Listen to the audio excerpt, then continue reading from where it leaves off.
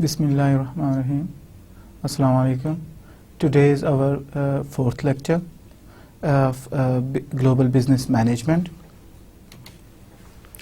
These are our learning objectives.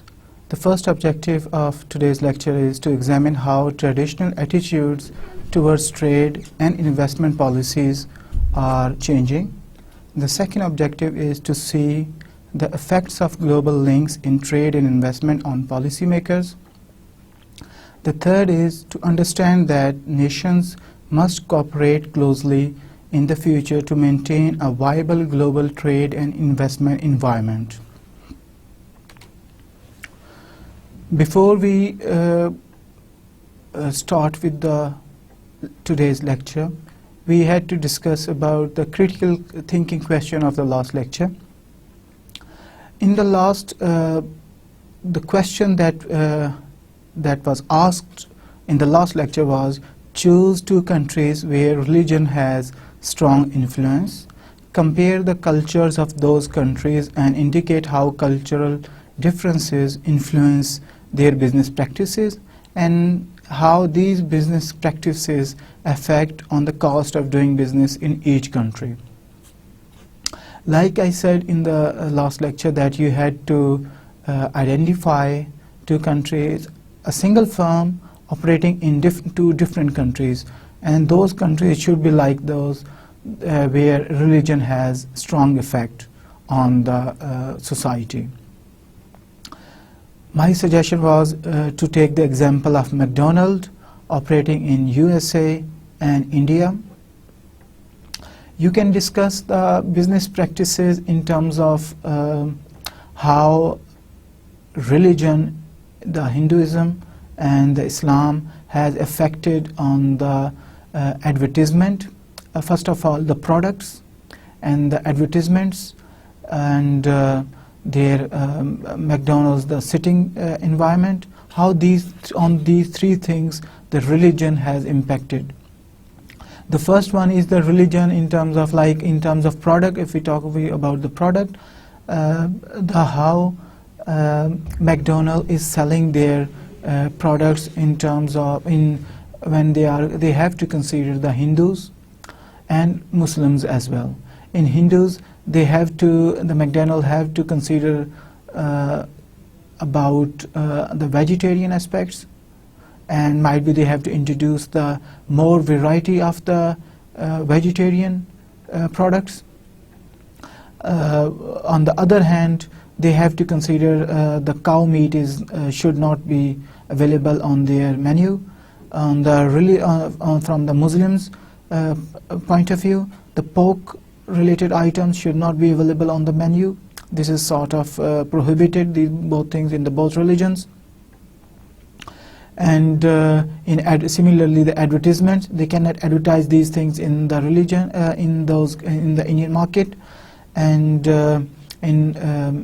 especially in terms of advertisement, again they have their own cultural values, and on the basis of religion we can say that they have strict values for nudity, or the advertisement procedures, how they are using the women objectification. These are the strong things that they have to follow in the Indian market. On the other hand, in the American market, in the US market, they can right now, for instance, they are using just the McBean as a vegetarian product. They don't need to have more veggie products in the US market. But when we see about the advertising mechanism or strategy within the US, they don't need to worry about the pork items or non-halal or haram items in the US market. They can use their market, they can use these products in their branches, and they can advertise those things in the US market. The next part was how these different practices impact on their business.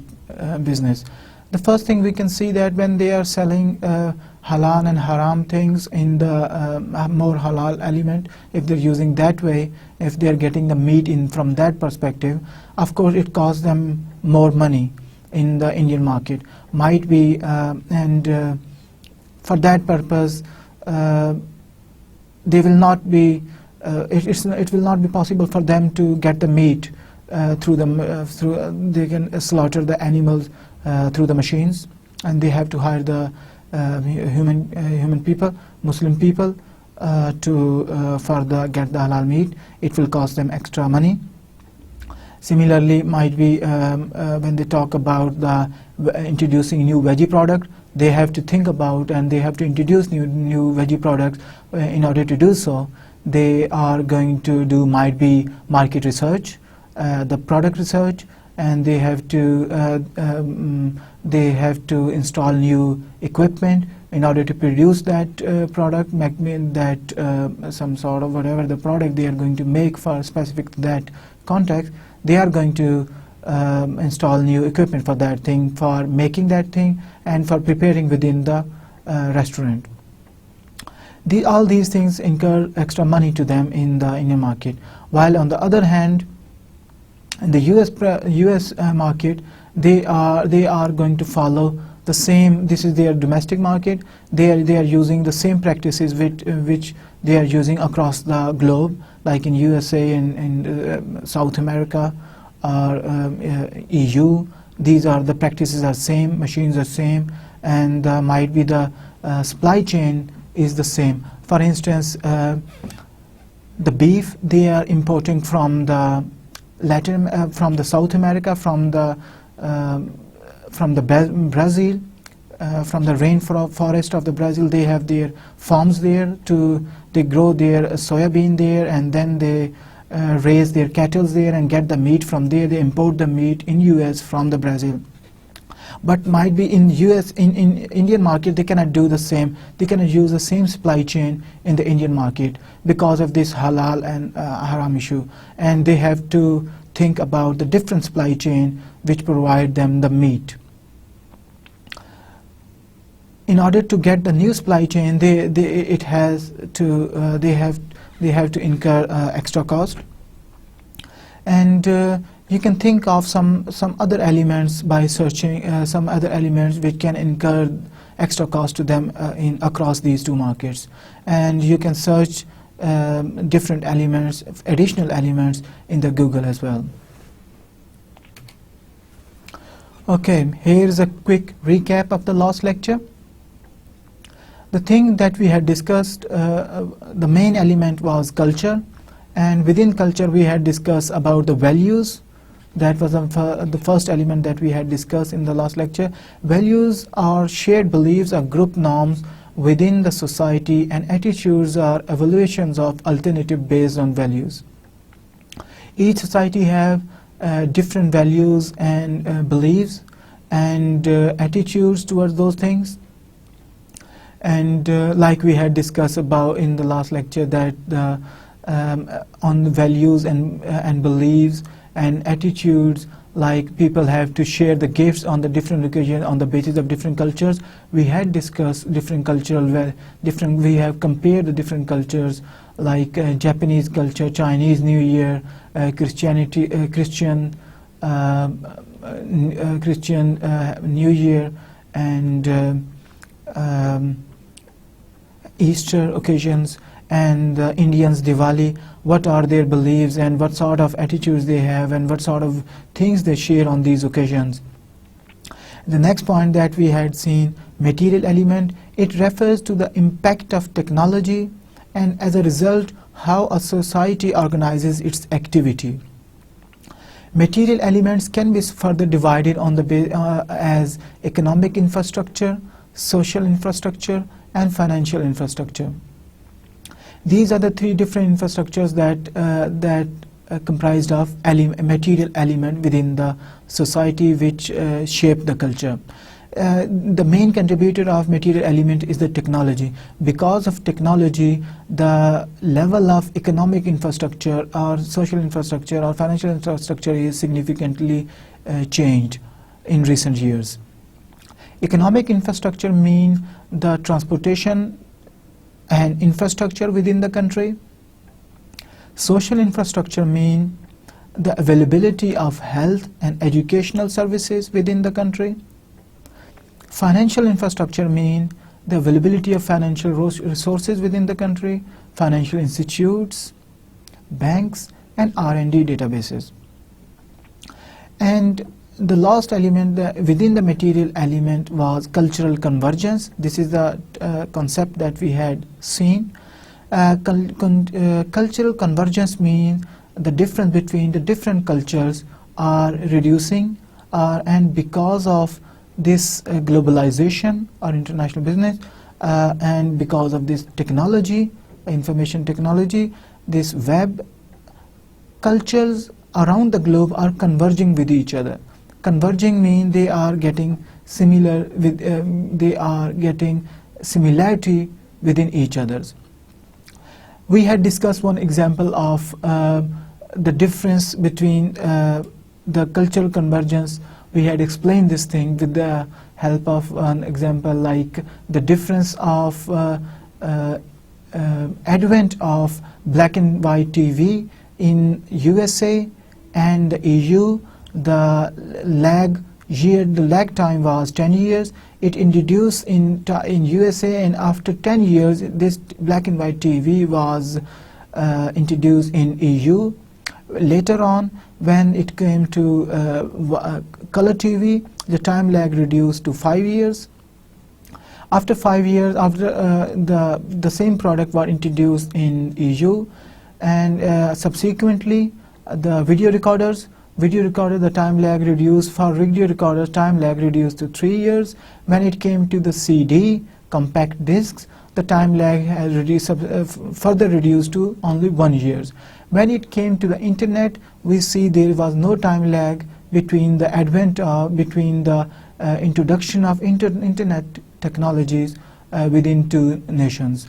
Like we say that from the internet, and because of this technology, the culture are converging with each other. The last point was each culture has clear statement of what is acceptable and what is not. This is the most important thing. Each culture has its own moral values.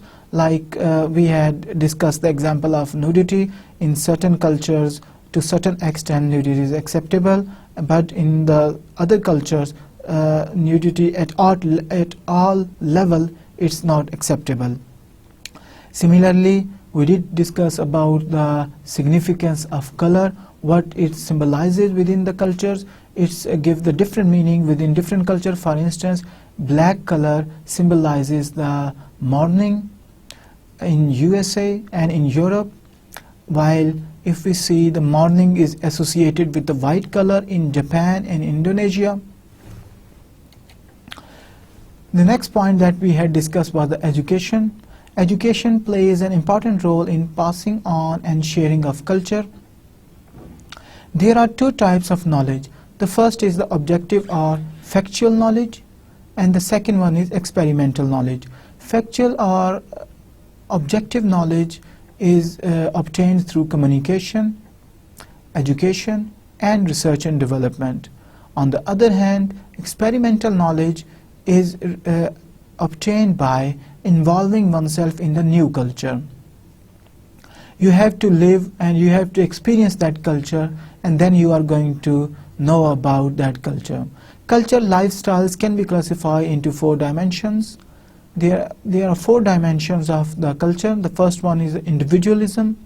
The second one is the power distance. The third one is uncertainty avoidance. The fourth one is masculinity. Power distance means that the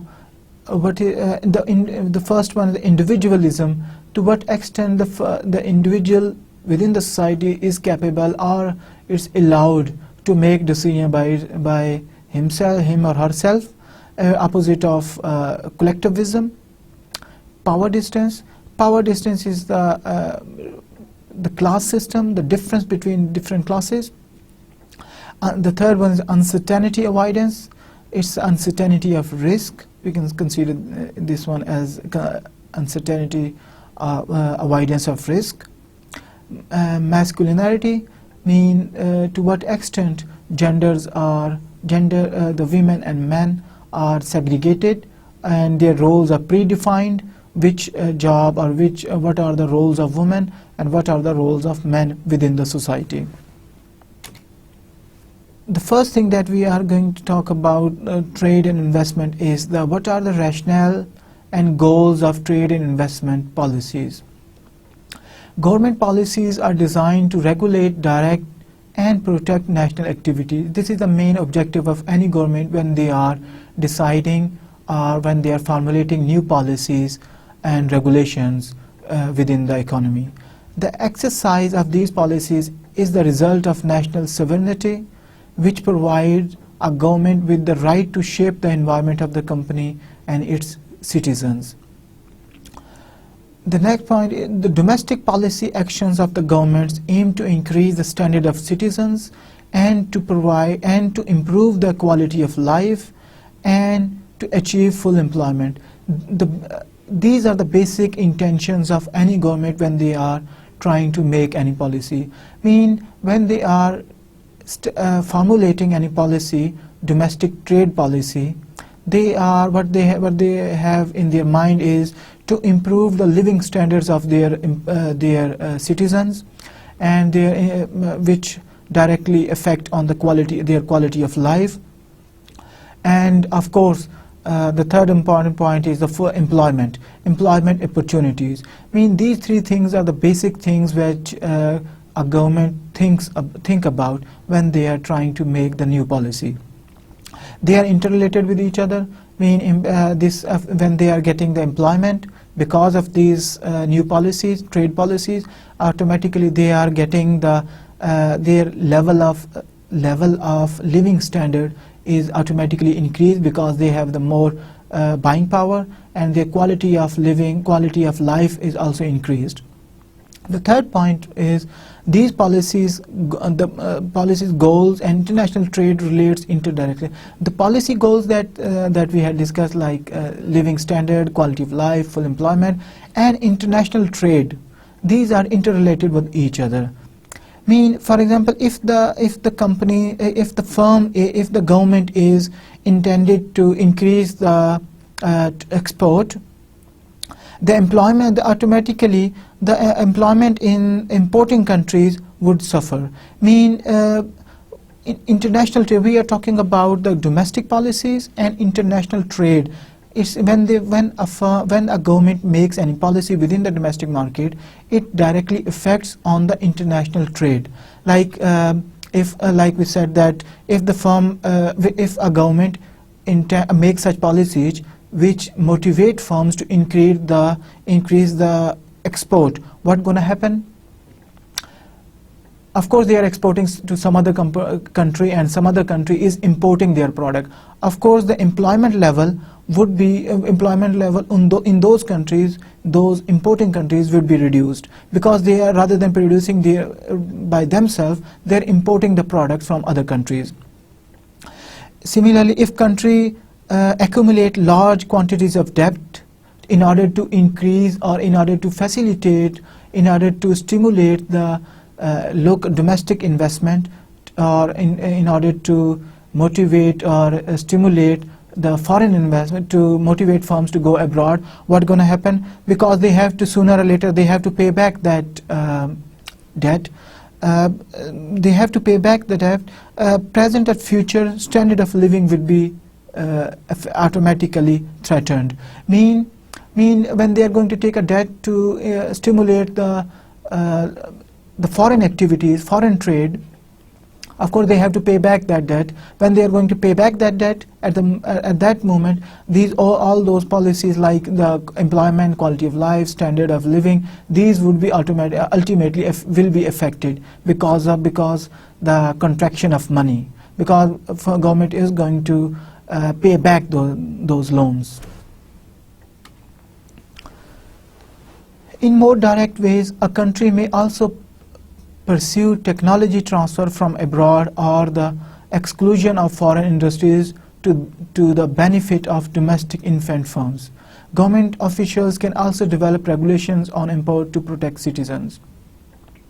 Like it was saying that a government can protect the domestic firms by providing them a new technology. That can be the one way to protect the domestic firms, or the second one is to stop foreign firms from entering in those markets. In that way, the domestic firms will not face a huge competition from the foreign companies. Huge competition will increase, of course, they can offer a wide range of product, the more diversity in the product quality. That second one is quality of products, might be the low cost, and because of these things might be on the terms of cost or quality or diversity in the products, might be domestic firms will not be compete them, and they have to lose the market share. In order to protect the domestic market, might be the government will interfere and they will stop the foreign firms to entering in the market. Each country develop its own domestic policy, which varies, may cause conflict. Important thing is, each country, like we had discussed, the main intentions of each government. Each government has its own intention to protect and provide the employment, to living standard, quality of living. These are the basic intention, and to protect the domestic firms, domestic industries. These are the basic intentions of each government. When they make such policies, automatically these policy will cause some conflict, where there will be some conflict between the countries, despite they have the good intentions. Despite these good intentions for their own countries, for the domestic market, but for the international terms, for the international market, might be there will be some conflict. Like one country, I mean, for each, whenever they make the policy, each country argues that regulations are placed to protect its citizen, while other country argues that they will interpret it as a regulations as market barriers. This is the important thing. One country is, when they are making the policy, they are saying that they are protecting their own citizens, their own companies. For the benefit, they are making the policies for the benefit of their own firms, local industry, while the other countries, they will interpret such policies as a barrier of entry. Like the cattle farm, like US cattle farmer, this is the example of, very famous example of this conflict of policies. Like US cattle farmers fed growth hormones to cattle, and they claims that these growth hormones are harmless to humans. This is the main argument of the US government, while on the other hand, if you see, these were the main they were exported to the EU market, when on the other hand, the EU market, EU government, they see as they were considering as a dangers to the human health, and what they did place a ban on the US cattle, US beef. They banned their beef. It shows that, and they were claiming this is dangerous for the humans, and this shows the conflict between the single policy but across the markets. Similarly, if you see the automobile sector in Japan, in US, in Japan they have this thing that when US wants to, what the Japanese market did, they put the ban on the semiconductors of semiconductor products of the US market. Reciprocally, US market, what they wanted to do, they wanted to put the ban on the Japanese automobile spare parts, but they couldn't do it. Why they couldn't do it? That's another story. Why they couldn't do it? Because there were two different dimensions. One is the automobile industry within the US market was purely dependent on those parts. This was the first effect that could arise because of that ban, that US automobile automobile industry could be damaged. The second thing is that those Japanese spare parts companies have their production units in Mexico, and this ban would not affect not only the Japanese manufacturer, it will affect on the Mexican employees as well. When they try to insert a ban on the Japanese automobile manufacturer, in fact it had the influence not only on the Japan but also on the Mexico. That's why they had to think really hard about when they are making the trade policies. Nations institute foreign policy measures designed with the domestic concern in mind, but explicitly aim to exercise influence abroad. That's another thing, that when they are making the trade policies, they have something addition in their mind, is the insert or they have tried to put some influence on those markets. They want to these influence can be the political influence or regional influence, regional political influence. They want to capture that market, and first mover, they want to get the first mover advantage, and once they enter in the market, they will try to make such policies in that market with the help of those government, with the political influence, that the new entrant will not be allowed to enter in that market. The next point, the major foreign policy goal is national security. This can be the another point when they are making the new policy, domestic trade policy. They are also concerned for the national security, like in USA, or we can say that trade policy, like recently we have seen the trade barriers on Iran. All those trade barriers on Iran were made on grounds of national security, that it is national threat to the US economy and the EU economy. That's why they placed trade barriers on Iran. Okay, like we discussed in the last slide, that the government make the trade policies to protect their own interests, but the same policies are interpreted by the other governments as the trade restrictions. What happens because of this misinterpretation or difference of opinion? There arises the conflict between the countries. In order to solve those conflicts, in order to control those or minimize those conflicts, there are some international organizations. The history of those organizations is like this. Since we are going to discuss since 1945, the first one is ITO, International Trade Organization. It was made in 1948. The next one is GATT, General Agreement on Tariffs and Trade. The WTO, World Trade Organization. This is the third organization. Okay, their history starts like this, that in 1948, the ITO represented an agreement among 53 countries. What was their intentions? To aid in international commercial policies, restrictive business practices, commodity agreements, employment and reconstruction, and economic development and international investment. These were the main intentions of the ITO at that time, and at that time 53 countries signed that agreement. Considering the devastation of the Second World War, the main intention was to increase the trade between the countries, to make to bring different countries on the same page, and to enhance the harmony between the countries, and so that they can make the trade. And because of this trade, the development should be made across the countries, and especially for those countries who are more affected because of this World War II. The second point is it developed a constitution for a new United Nations agency, and the third point is the ITO was never implemented. This is the main thing. The main thing is the countries, they got together, 53 countries got together, and they had these things in their mind to introduce more, to enhance the trade level between the countries, so that the development should be possible.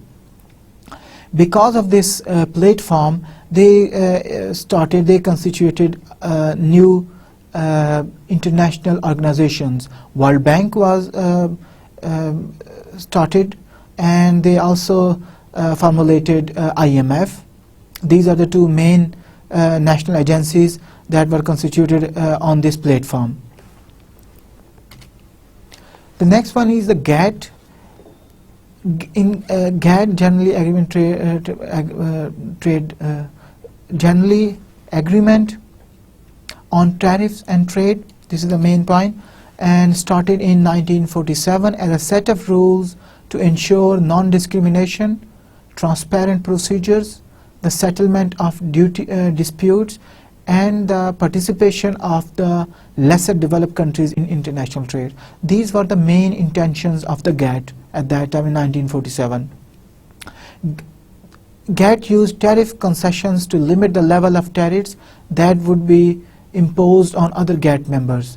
Important thing, the main focus of the GATT was to reduce the tariff within the GATT members. There were some GATT members, because again these trade agreements were made in the backdrop of Second World War. Where the whole entire world was polarized in different poles, especially two poles, and one pole, which comprised of US and the European countries, they had imposed tariffs or some restrictions on the trade with the other countries of other side, like Russia and alliance. And the main intention with the GATT was to reduce those tariffs within the GATT members. The most favored, and the second concept they introduced was the introduction of most favored nation clause, which calls for every member country to grant every other member country the same treatment that it accords with any other country with respect to import and export. Most favored nation mean that if every country has to declare its most favored nation, mean it's have to declare some trading partner, most important country where they are going to import or export their products. And reciprocally, what they have to do, they have to provide the same privileged treatment to that country as well. Mean they have to lift off those tariffs and trade barriers for that country. This is called the most favored nation concept. The third one is the WTO, World Trade Organization, was introduced in 1995 and administered international trade and investment accords. Later on, this WTO comprised of several rounds. The last round in 2002, the Doha round ended the first stage of implementation. The aim is to further hasten implementation of liberalization to help development in developing countries. The main important point with the Doha round was to introduce or motivate countries to start liberalizing their economy. In liberalizing, they have to do the privatization and globalization. The privatization mean privatizing the state-owned objects. In other words, we can say that they have to move from the command economy to the market economies. In command economy, most of the resources were captured, or most of the firms are controlled by the government, like we have seen in the former Soviet Union, the China, pre-liberalization era of the China. All the bigger firms, the larger firms, and the larger firms and banks were controlled by the government. Similarly, the other financial resources, other financial institutions are also controlled by the government. And what was the aim with this Doha round was to lift up those restrictions and privatize those institutions in order to increase the development within those developing economies.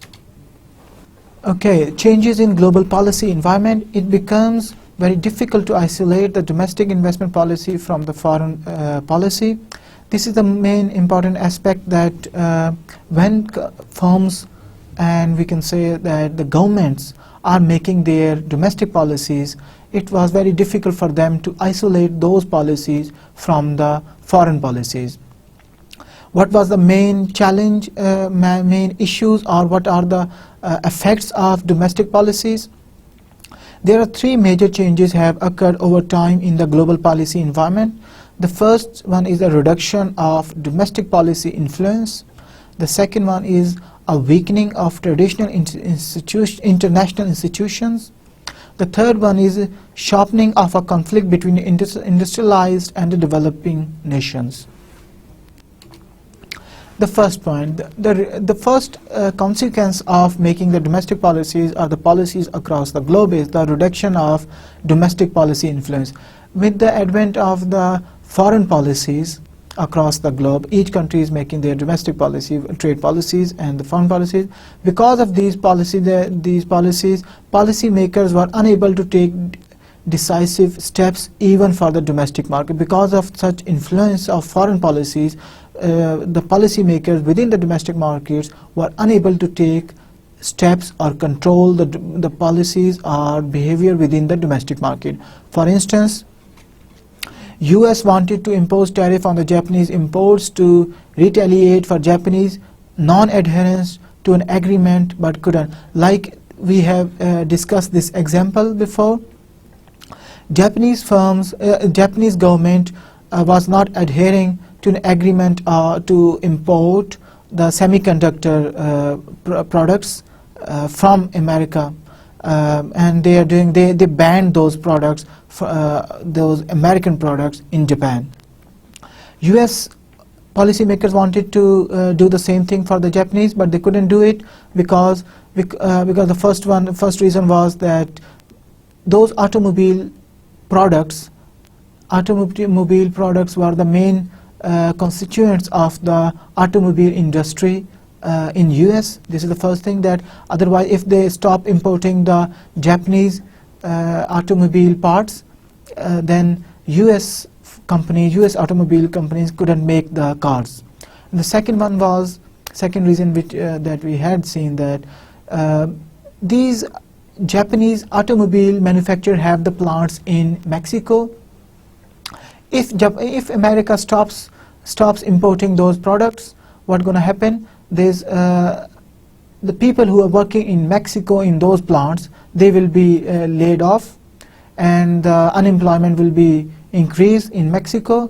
Despite that, US policymakers wanted to impose some restrictions, but they couldn't do it because of such complex relationship of this domestic and foreign policies. The second aspect that we are going to see is the weakening of traditional international institutions. Important thing is, because of this influence of trade, domestic and the foreign policies, the WTO are facing. They faced four main challenges. The first challenge was focus was shifted towards non-tariff barriers, which were more complex. Important thing is, the GATT was, if we go back again, GATT was introduced to reduce the tariffs, and they have accomplished their goals. Tariffs were reduced to a greater extent. When they made the WTO, they don't have to further reduce the tariffs, and they have to shift their focus from tariff to non-tariff barriers, which are more complex. That's a true thing. Non-tariff barriers mean legal. For instance, we can say that bureaucratic obstacles or difficulty in getting the license for the foreign firms. These are the things which you cannot we quantify them, but these are the non-tariff barriers which are very complex and difficult to quantify and for the WTO to measure and control. And the second point is which WTO faced was right to establishment within countries without personal presence. What was a new challenge that WTO was facing? that companies, without opening any office or any personal presence in certain country, they are operating in those countries because of help of the new technology. Like if we see this thing like eBay or Amazon or this sort of technology oriented firms, or a lot of these firms, they are operating, they don't have their offices across in each and every country, but even then they are operating in those countries. And what's the negative thing for that particular country? That those companies are making profit out of the customers of those countries, but they are not paying back anything to those countries. And this is a big challenge for the WTO. They couldn't stop this thing because of the technology, because of the advent of the technology. New things in the technology is going on every day, and day by day the technology is improving, and the WTO, it gets really difficult for them to control this sort of business activities. The third challenge that they are facing was disputes in areas like agriculture or intellectual property rights. Protection continue to rise. This one is the two important things as well. Intellectual property rights mean patent things. If the one company has introduced new technology, how that company is going to protect that thing, or they are going to claim that this is their property. This is the most important thing. And the second area was the agriculture, how to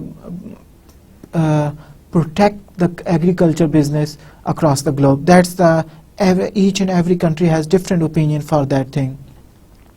The last barrier, the challenge that they are facing, was inclusion of social causes such as labor laws, competition, immigration.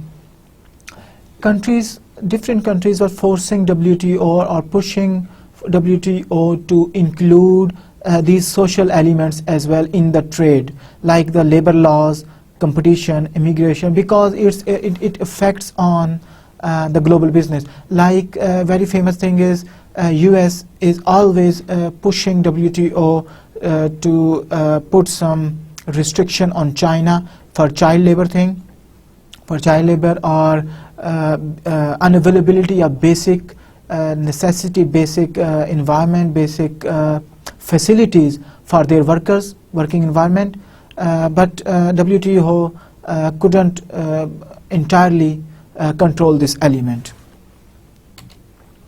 The third point is sharpening of the conflict between industrialized and the developing nations. Like in the beginning, in the 60s and 70s, it was hoped that the difference between the developed and developing countries will be reduced by providing them more capital for the development, and the second thing is by offering them more technology for their growth. But unfortunately, a lot of countries couldn't achieve those development. Despite there are certain countries like former Soviet Union states, they are in transition. They are called as transition economies, and they are almost at the par of EU countries. And similarly, the BRIC economies, the Brazil, Russia, India, China, those are the emerging giants, and those countries have also accomplished the growth level at greater extent. But there are countries at great number who couldn't benefited from this sort of technology or growth which is seen in the developed countries. The environmental awareness contributed to a further sharpening. This is another factor, that environmental awareness increased the difference between the developed and developing countries. From the developed countries' perspective, they are considering environmental issues as the global obligation. But on the other hand, the developing countries, they are considering as a matter of choice. If they have their resources, sufficient capital, then they are going to invest that capital for the environmental purposes. Otherwise, they are not going to do it. But but on the other hand, I mean, USA or European developed countries, they are thinking they have to do this thing, and there is a huge wedge in opinion between the developed and developing countries. Okay, the next topic that we are going to see is restrictions of imports. There are several sort of restrictions that can be imposed on the imports. The first one is the tariffs, which are taxes on the value of imported goods. The next one is the quotas. Quotas are restrictions on the number of foreign products that can be imported. Mean they define number of products. You cannot import or you cannot export more than those products quantity. The third one is non-tariff barriers, which include testing, certification, or simply bureaucratic hurdles which result in restricting imports. Many countries, including the United States, have passed anti-dumping laws which help domestic industries by restricting foreign products being sold below the cost of production or at prices lower than those in the home markets. Anti-dumping laws mean those firms, the foreign entrant, the foreign firms cannot offer the price lower than the domestic market price. This is the main thing, because they have the different cost of production. Like they can avail the low wages, low utility cost of production in their home countries, and then all of a sudden they export those products. Like in China, they make their products there in China and export those products in USA. If they offer the price lower than the US manufacturer, then that would be considered under the anti-dumping laws. Anti-dumping laws are designed to help domestic industries that are injured by unfair competition from abroad due to products being dumped on them. It is a strategic shelter for domestic industries from foreign competition. Important thing is these anti-dumping laws are designed to protect the domestic industry. This is the most important thing.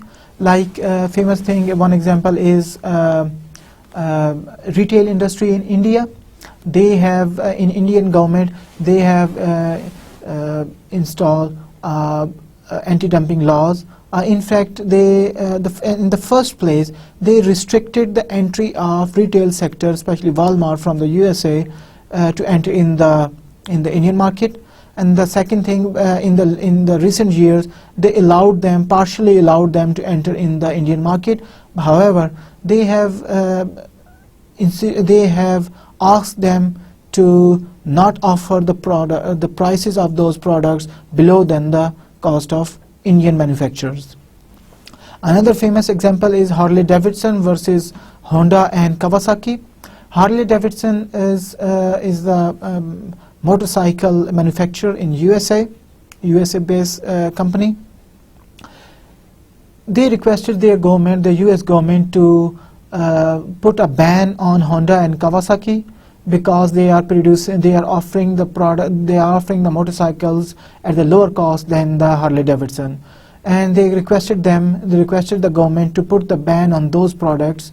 Not only the ban, but they asked them to stop or increase some sort of way to restrict, to provide the shelter from the government against the Honda and Kawasaki. What the government did, government increased the tariff at 49% on the foreign foreign companies on Honda and Kawasaki, especially Honda and Kawasaki, for the period of 5 years. The 49% increased for period of 5 years. During this period, Harley-Davidson took some time. This period they reformulate their strategy in production, marketing, and everything. They reconsider those things, and they back on their feet within 4 years. And then they requested to the government that they can lift off that restriction from the foreign companies. And that's a very successful policy for the US government. I mean, within the 4 years, the domestic industry came back on its feet. The next point is non-tariff barriers. Non-tariff barriers, the preference. What are these non-tariff barriers? These are preference to domestic bidders. Governments, the local governments can prefer to the domestic bidders. The incompatibility of international standards. These are the two examples of the non-tariff barriers. Mean when they are going to receive the bids for certain projects, and they are going to prefer to the domestic firms, or they can claim that they can just say that foreign companies are not the quality standard, their standards are not equal to the domestic standards of this country, and they can reject on the basis of those things. Important thing is these non-tariff barriers are very hard to quantify. For WTO, it's very difficult for them to quantify or identify those non-tariff barriers.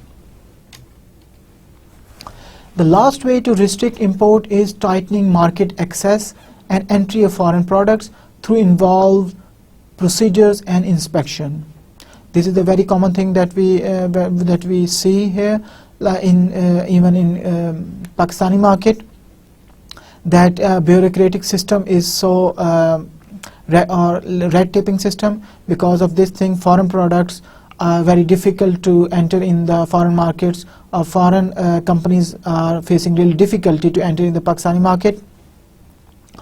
Like most famous example is inspection by the France of video recorders. French government ruled that all foreign video recorders had to send to custom stations.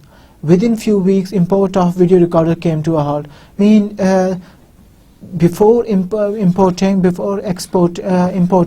within France, that multinational company has to send their products one by one to the custom station, and custom station was located very far away from the main city, and they have very few employees to inspect, and they were working only on the few days in a week. And because of these tactics, the overall speed, the rate of inspection reduced, and the multinational companies, they were facing really difficulty to export the video recorders to France. So within few weeks, imports of video recorder came to a halt. Now we see the effects of import restrictions. Effect of import control. Import control may mean that the most efficient source of supply are not available, resulting in second best products or higher cost for restricted suppliers. Mean customers or buyers, they are not, because when the government put the import restriction on foreign products, what's going to happen? Consumers or customers, they are going to face higher prices. They are not going to see choice within the within the price, within the quality of the different products. They are bound to buy those available products. The second point is import control may result in the downstream change in the composition of imports. For instance, if copper ore is restricted important thing is, because of this import restriction, that importing firms, what they are going to do, that exporting firm, what they are going to do, they are going to change the mode of their product. They are going to change the final product. For instance, copper ore is restricted in certain country. What they can do, they can change to a copper wire, and they can even they continue the exporting those products in that country. The third point of this import restriction is firms change the entry mode. Because of those restrictions, for instance, when the US put the restriction on the import restrictions on the Japanese automobile spare parts, what they did on the spare part, what the Japanese automobile industry responded, they stopped selling, they stopped sending their spare parts to the American market. Rather than what they did, they assembled their whole parts in the Japanese market, and they were sending the whole entire car in the markets. Or they can do that in another way, how Japanese automobile firms, they responded. They started, rather than just exporting or exporting their automobile spare parts, what they did, they changed their mode of entry. Rather than export, they started FDI, foreign direct investment. In fact, they built their production unit in USA, and they were making the entire cars in USA. They just shift the entry mode from export to FDI because of those import restrictions. The last one is that due to inefficiency, import controls may cause a lag in technology advancements. We can say that domestic firms get dull. Because when domestic firms face competition from the foreign market, they have to update their technology in order to keep their market share. What's going to happen when they see that government is protecting them and foreign companies are not entering in the market, they just get relaxed, they get dull, and they not intend to or spend invest money in technology to improve their technology. So what's going to happen? The difference between the technology between domestic firms and foreign firms will be increased. Okay, this is the case study that we are going to see today, and the answer of this case study you are going to think of in the next lecture. This purely case study is based on what we have studied in this lecture. The main points of this case study is as follows. There are 7 species of sea turtle in the world. 6 of them are on the list of endangered species in the US. A major cause of the decline of sea turtle has been poor fishing practices, particularly in shrimp boats. It is estimated that almost 150,000 sea turtles each year are trapped in the nets of sea boats. To limit this, in 1989, US Congress passed a law which required shrimp boats to be equipped with the turtle excluder. The law also banned the importation of shrimp from countries that failed to mandate the use of the turtle excluders. In 1996, US placed an embargo on importation from those countries who are not following that restriction. And they put the embargo on importation from India, Pakistan and Malaysia. In response, these countries filed a complaint in WTO against this restriction. Thailand also joined them on principal grounds. In WTO, US claimed that WTO rules include provisions of taking restrictive measures if they are related to the conservation of exhaustible resources. It's US obligation, and therefore US took reasonable measures. This is their claim why they put the import restriction. And in response, those 4 countries argue that US is violating WTO rules by applying domestic legislation outside its boundaries and applying it in a discriminatory manner. It is unfair restraint on trade. Important thing is that if I conclude this case study is that there were sea turtles which were about to they were decline of the sea has been finishing which were considered as the endangered species, and the US Congress passed the bill, and after 6 years they put the ban on those countries which are not following those criterias, because criteria was to the sea boat nets should have the turtle excluder. Pakistan, India and Malaysia were main effectees of that import embargo, and US claimed that the provision take place restricted. They were WTO is providing this provision for taking the restrictive measures if the country is facing that their exhaustive resources are finishing. And it was the duty of USA to put this ban. And on the other hand, those countries were claiming that the main claim was that US is imposing their laws outside of their boundaries, and which is not correct.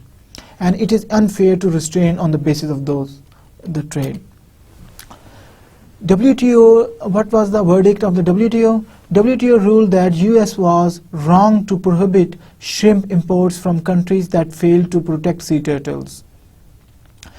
Why? WTO stated that while environmental protection is important, but the primary aim of international agreements on trade is promotion of economic development through unfettered free trade. US would not be allowed to force other nations to adopt policies to protect an endangered species. Now the main questions are, do you think it is correct for the WTO to decouple trade policy from environmental policy? If yes, why?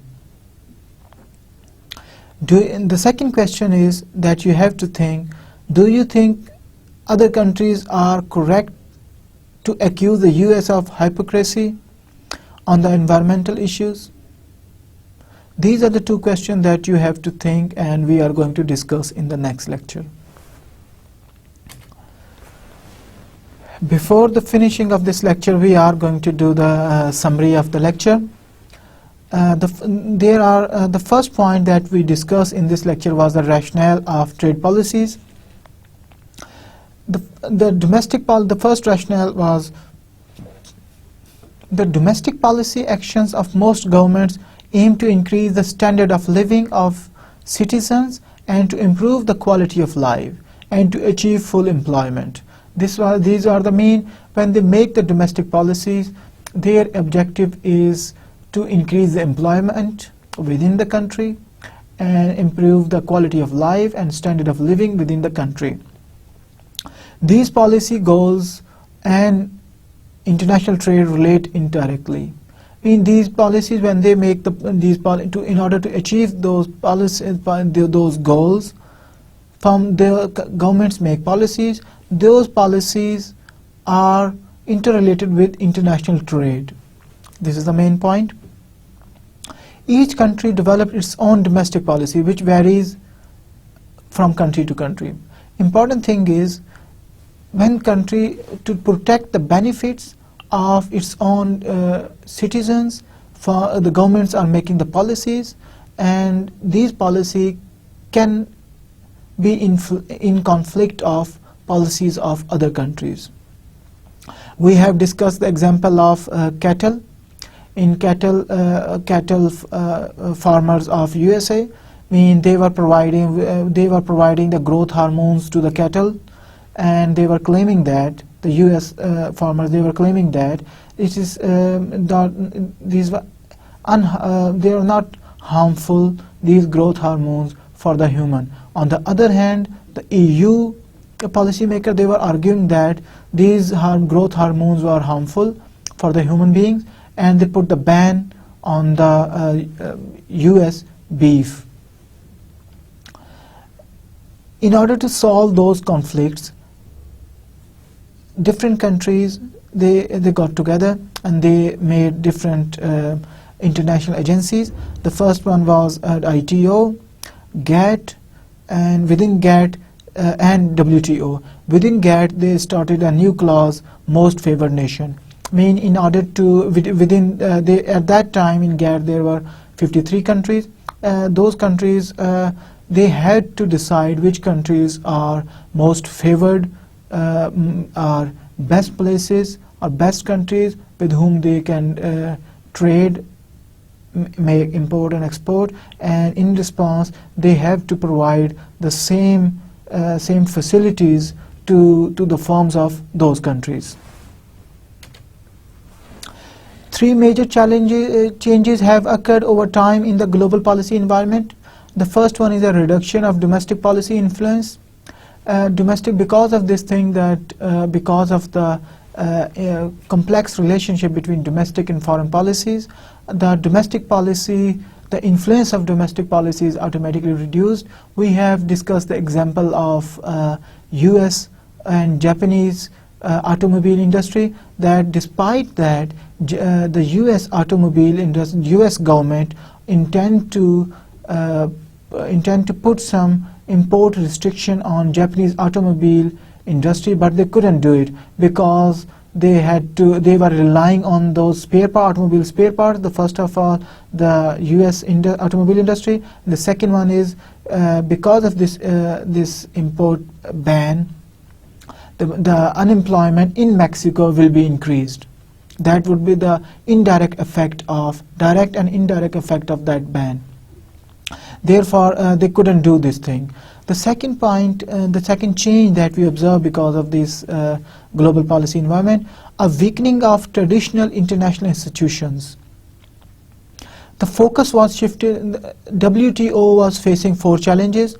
The first one was the focus is shifted from tariff to non-tariff barriers, which are more complex, because tariff barriers were mostly handled by GATT back then, and they to a certain extent they were successful in reducing the trade tariffs across the globe, across the countries, and therefore WTO has to focus on non-tariff barriers, which were more difficult to control.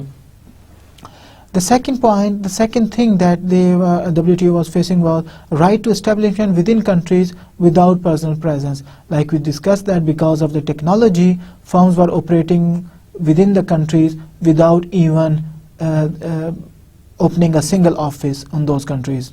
And because of this thing, capital outflow is happening in those countries, but because of those firms. But no capital inflow is coming because of that international activity. The third point was disputes in areas like agriculture, intellectual property rights protection continue to rise. This is the third point. And the fourth point was inclusion of social causes such as labor laws, competition, immigration. In certain countries, especially the developed countries, were putting pressure on WTO to include the labor laws or immigration laws or competition laws within they have to cater those elements, social causes of those elements as well under the umbrella of WTO. The third point was the sharpening of the conflict between the industrialized and the developing nations. The main intention of making these international institutions was to develop the developing countries. By providing, in order to do so, they provided the capital for the growth, and they provided they provided technology to develop in developing countries as well. But we see different results of this thing. In certain countries, we see that they change the status from developing to somehow developed countries, but on the majority of countries they couldn't change their status. They are still developing. They are still in the status of developing countries, like Africa and certain South American countries. The third point is trade restrictive measures. There are three types of trade restrictive measures. The first one is tariffs. Tariffs are taxes on the value of imported goods. The next one is quotas, which are restrictions on the number of foreign products that can be imported. The third one is non-tariff barriers, which include testing, certification, simply bureaucratic hurdles, which result in restricting imports. These are the three different trade restrictive measures that different governments are applying on the other firms. The third one is Anti-dumping laws. Anti-dumping laws on which is considered as non-tariff barriers. It is the preference to the domestic bidders. In non-tariff barriers, what are these different kinds of non-tariff barriers? Preference to domestic bidders. Incompatibility of international standards. They can say that when they are trying to make a non-tariff barriers, they can put any reason, like they can prefer to the domestic firms. On the foreign firms, they can claim that they are not meeting the domestic, their standards are not compatible with our standards. That's why we are not accepting your projects. These are the non-tariff barriers. And the third one is tightening market access. And tightening market access mean access to the market, like entering in the market will be difficult. Like we have discussed the example of French market, where they had imposed a non-tariff barrier of inspection of their video recorder at the custom house. Last point is, what are the effects of these import barriers? The first impact is high cost. Consumer have to pay the high cost. They don't have the much choice of different products or quality. The second point is shift of product or mode. When the firms are facing the trade barrier or trade restriction on certain product, they change their product. Like we have copper ore. If there is a trade restriction on copper ore, they can change to rather than exporting those copper ore, they can do that copper wires. And similarly, they can change the entry mode. Like if there is some restriction, export restrictions on automobile spare parts, Japanese firms install their own production unit in USA. They shift their entry mode from export to FDI. The last point is efficiency loss.